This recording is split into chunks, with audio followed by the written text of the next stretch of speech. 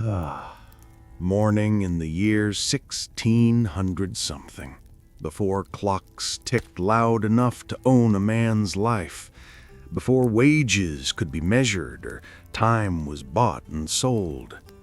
Out here, on a patch of mud and stubborn grass, a woman wakes before the sun. Her name?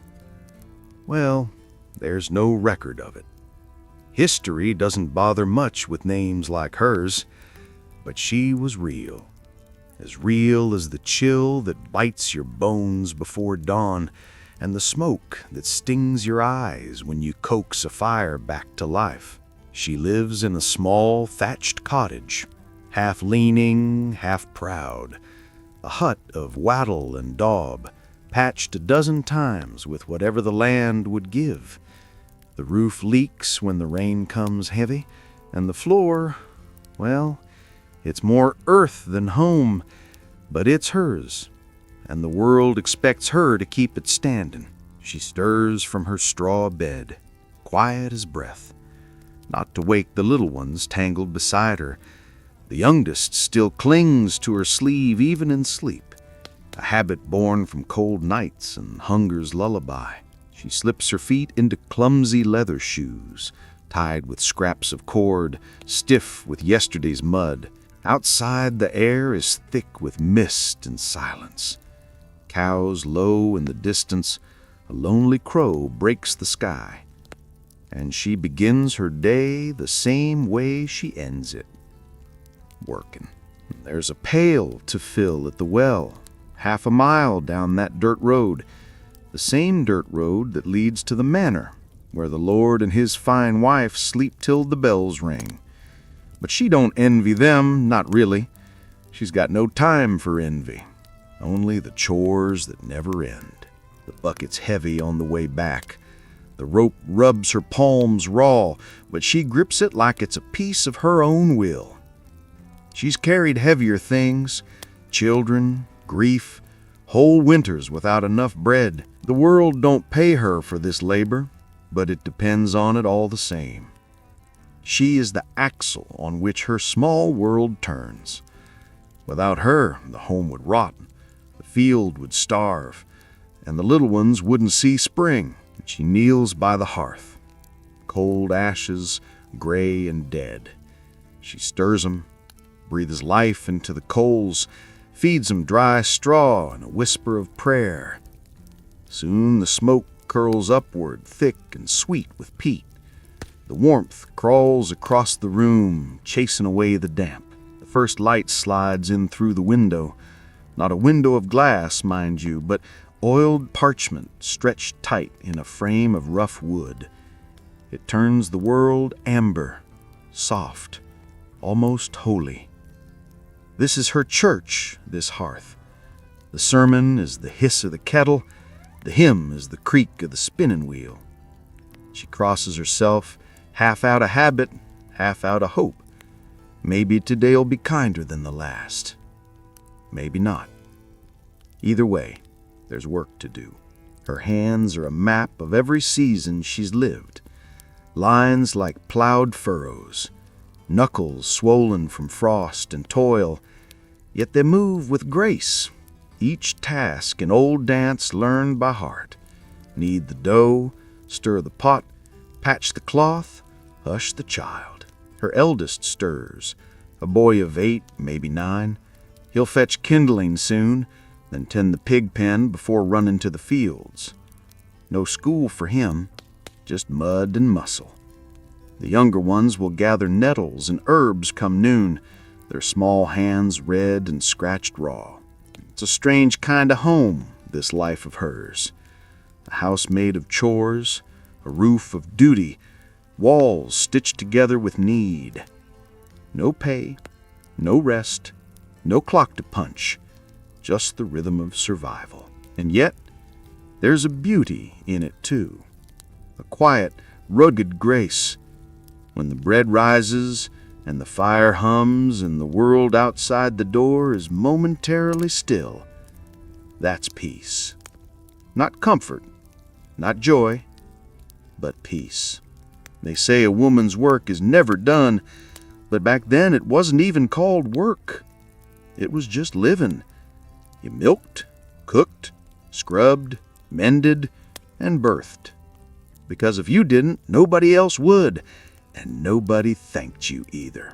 You see, the history books tell of kings and revolutions, of merchants and wars, but not of her, not of the woman who rose before the crows, whose hands built the day from nothing. No ink was spent on her name, no monument bears her face, but she was the pulse of the earth itself. The sun climbs slow over the hedgerow, the mist thins, the dirt road gleams with morning dew, and our peasant woman, our unsung matron of the mud, straightens her back, ties her shawl, and faces another day. She's not dreaming of escape. Dreams cost time, and time, for her, is labor. So she walks that dirt road, a figure cut from the same cloth as the land, invisible to history, but indispensable to life. And as the sun burns the frost away, you can almost hear her whisper, not in words, but in the rhythm of her work, "This is home." Now the day's begun proper. The fire is alive, the mist outside's lifting, and the woman's work, well, it never really starts or ends. It just keeps on. She moves about the cottage with purpose, not rushing, not dragging her feet either. Just that rhythm you get when you've done something every single day of your life. The bucket from the well still sits by the door.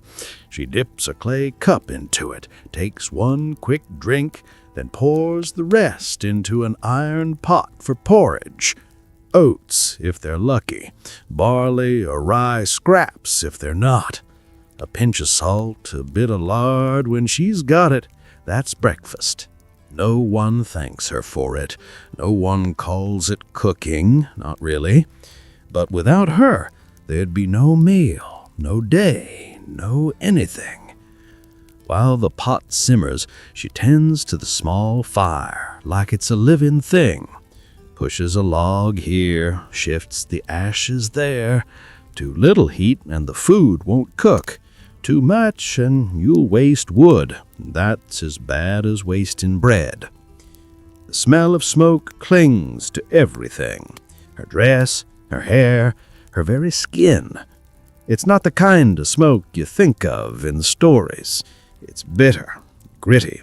It burns the eyes. But she is long past caring. That smoke means warmth, and warmth means life. Her eldest boy's already gone to the yard, feeding the pigs and checking the hens. The little ones are waking now, small faces pale with cold, hands reaching for her warmth. She pulls one onto her lap while she stirs the pot with the other hand. Mothers learn to live in halves, half tending, half comforting. The cottage itself feels alive, creaking and sighing around her.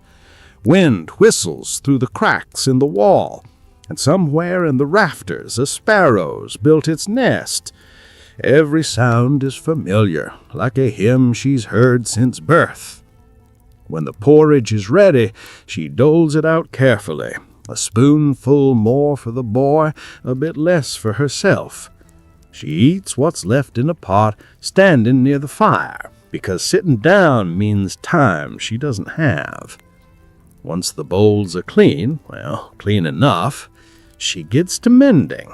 The same shirts she's stitched 100 times over. The needle's thin, the thread rough, the light dim. Her eyes ache. But she doesn't stop. A torn sleeve in winter isn't just untidy, it's a threat. You can tell a lot about a family by a woman's hands in this time. If they're cracked and bleeding, it means she's doing her duty. If they're smooth, well, that just means someone else is suffering for her comfort. By mid-morning, she's outside again, kneeling by the wash basin. The water's cold enough to bite, but the clothes need scrubbing, whether her fingers like it or not. She beats the linen against a flat stone, wrings it out, and hangs it over the fence to dry. Steam rises from the fabric into pale sunlight, tiny ghosts of all her unseen labor. When the washing's done, she checks the stew she left hanging over the fire. It's thin, but it'll do. Bits of turnip, cabbage, a bone or two saved from last week. Every scrap stretched as far as her imagination can take it. That's the thing about hunger. It makes artists of the poor. You learn to make a meal out of nothing and a prayer. Then there's the animals. Chickens pecking near the door, the pig rooting in its pen, a stray cat bold enough to steal from her bowl. She shoos it gently, never cruel. Even the animals are just trying to live same as her. By noon, her back's sore and her knees ache from nailing, but she still has to spin thread.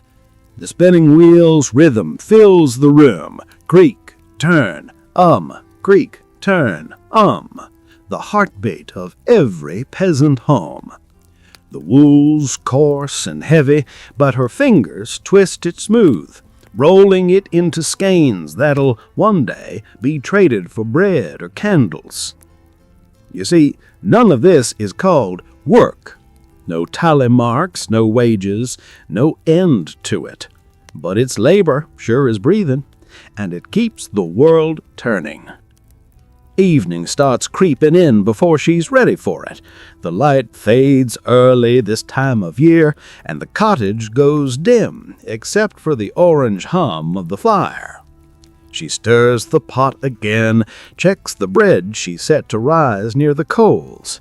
The smell fills the air, earthy, yeasty, alive. It's the only luxury she allows herself, the scent of something well made.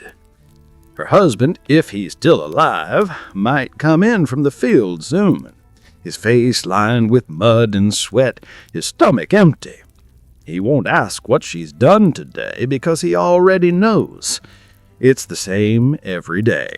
He'll just sit down, eat, and rest his head. And she'll keep moving, wiping the bowls, feeding the children, mending what tore during the day. Every motion automatic, rehearsed, and quiet. If the world were fair, there'd be songs about her, about the woman who kept the fire lit through winter, who fed a family from the scraps of a dying field. But no one writes about her. They never did.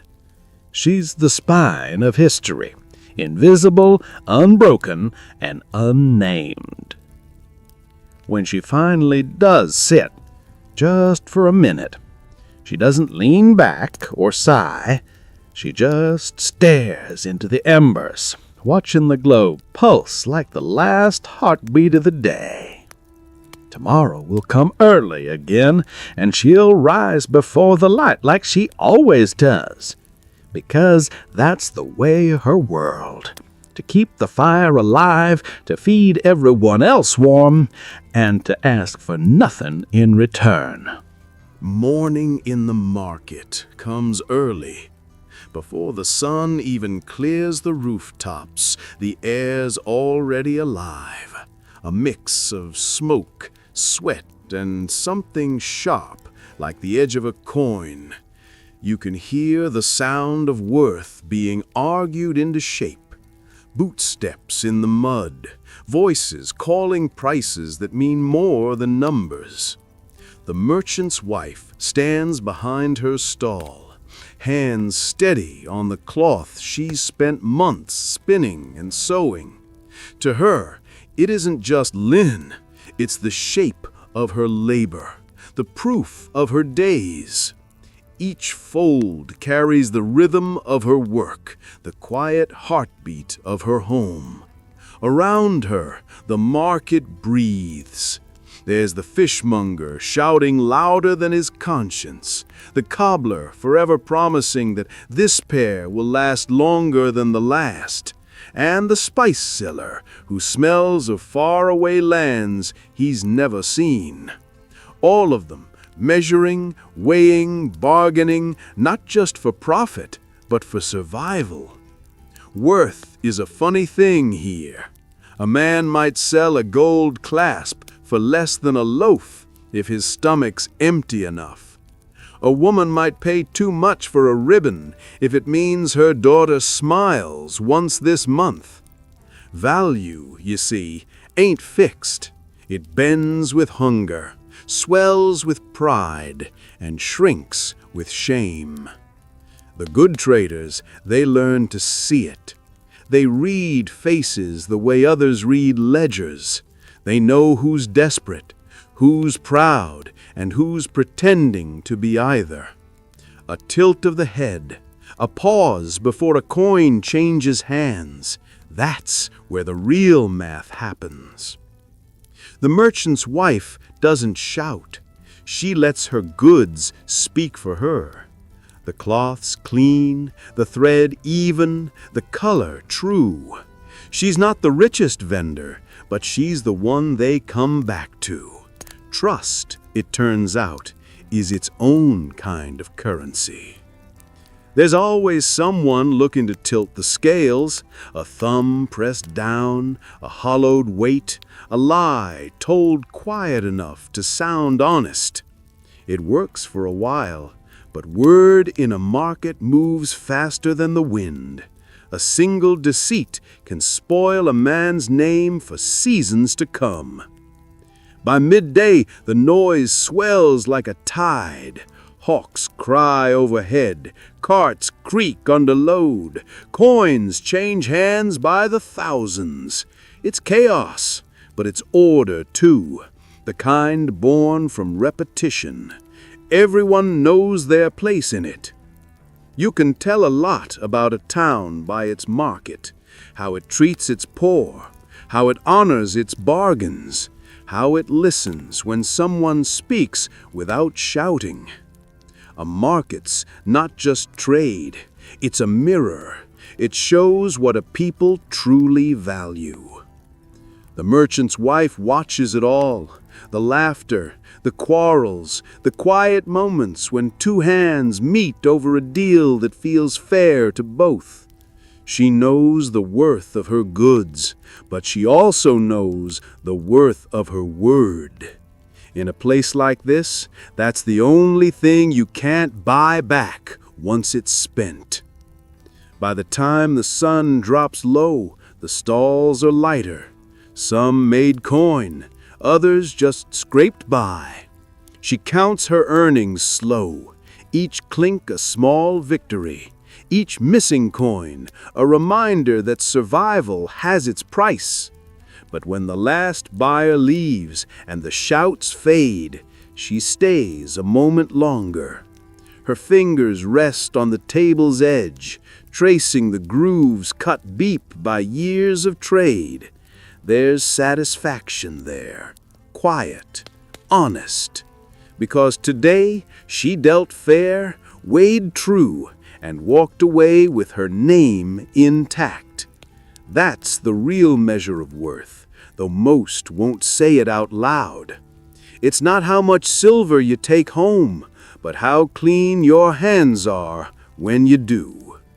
The market will open again tomorrow, same as always, and she'll be there, same as ever, steady, unbroken, and unseen by history, but holding the weight of it all the same. The sun's low now, and that's when the world starts showing its true colors.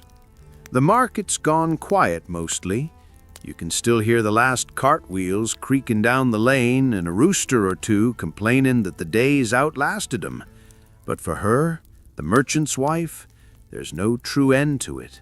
She's packing up what's left, careful hands gathering each turnip, each threadbare cloth, each coin that rolled under the bench. The light slants long across the square, turning everything to amber. The stalls, the faces, even the dust in the air looks tired. You see, this is the hour when the market breathes its last for the day. And in those last breaths, you can hear the stories that never got told. She straightens her back, stretching out the ache that's lived there since girlhood.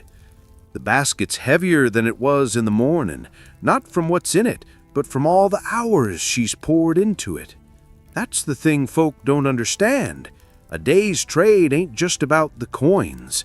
It's about what you gave of yourself to earn 'em. The butcher down the way has already shuttered his stall. He nods to her, polite, weary. His apron's streaked with blood and sawdust, and his eyes with the kind of sleep that never quite comes.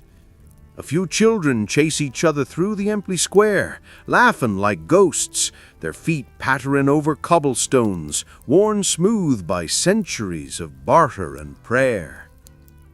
The air's cooling now. Smoke from the chimneys drifts low, curling lazy over rooftops. She pulls her shawl tighter, the fabric scratching soft against her neck. Her hands, red from the chill, clutch the handles of her basket, knuckles white, veins raised like the old map lines on her husband's ledgers. She'll head home soon, but for a moment she just stands there, looking at the market as if to memorize it before it disappears into night. There's something about twilight that brings the truth out of things. Shadows stretch long, like fingers trying to reach for yesterday. She passes the church square, the bell tower looming tall, throwing its shadow across her path. A priest walks by, muttering prayers, eyes fixed on the ground. Folks like her don't bother the priests much. Their confessions aren't spoken. They're lived, day after day. Every blister, every tear in a dress, that's confession enough. Her cottage isn't far, down a narrow lane lined with stones blackened by years of rain. The door creaks when she opens it, and the smell greets her. Smoke, bread, a hint of stew. Home. The hearth still burns. Her eldest must have kept it alive. The firelight dances across the walls, catching the old spinning wheel, the mended chair, the kettle that's seen more winters than she has. She sets her basket down, exhales slow. The sound fills the silence like a prayer finally said aloud. The children stir. Small faces peep out from under rough blankets, hair wild, eyes bright. "Mama," the littlest one whispers, voice soft as the smoke rising from the fire. She smiles, tired but true, and runs her hand over his hair. I'm here, still here." Her husband's boots are by the door, muddy, cracked. He's out late again, maybe working, maybe drinking. She doesn't ask much anymore. A woman learns to read truth in what's left unsaid. She ladles out what's left of the stew, sets it aside for him. It's thin, just broth, a few bits of turnip and onion, but it'll do. It always does. When the house settles quiet again, she sits by the fire, taking up her needle and thread. The day might be done, but her work ain't. The glow of the embers paints her face in gold and shadow. Every pull of the thread's got a rhythm to it, slow, steady, patient. The sort of rhythm that keeps a family stitched together when the rest of the world's coming apart. Outside, the wind picks up, humming through the cracks in the shutters. She hums back, soft and low, some half-forgotten tune her mother once sang. The melody drifts around the room, wrapping itself around the children like a blanket. See, folk talk a lot about kings and merchants, wars and fortunes, but they forget the women like her, the ones who hold the quiet line, the ones whose names never make it to the books, yet whose hands keep the world from unraveling. That's what these long shadows are, not just the end of day, but the weight of every hour that came before it. By the time her husband finally steps through the door, the stars are out. He doesn't say much, just nods, sits, eats. She watches him, not with anger, not even with sorrow, just with a kind of understanding carved deep by time. The fire pops, the night folds in around him. And in that flickering light, she looks older, stronger, more beautiful than any painted lady hanging in a lord's hall. Because real beauty, the kind that lasts, don't come from youth or powder or coin. It comes from endurance, from all the days she's met head-on and never let beat her. That's her kingdom. And those shadows, they don't frighten her none. They're just proof the light's still burning somewhere. Time's got a way of swallowing names, but not deeds. The merchant's wife, she'll not be written in any ledger, nor carved in any stone, but her work, her care, they're stitched right through the generations. Every loaf baked, every tear patched, every fire tended, all of it becomes part of the great, quiet chain that keeps the world together. You see, it's her hands that built the comfort we take for granted. The roofs that held, the children that lived, the warmth that never went out. She didn't chase glory. She made it, quietly. And though no ballad carries her name, every heartbeat that follows hers hums her tune. That's the legacy of women like her. Unseen, unpraised, but eternal. The world spins because they willed it to.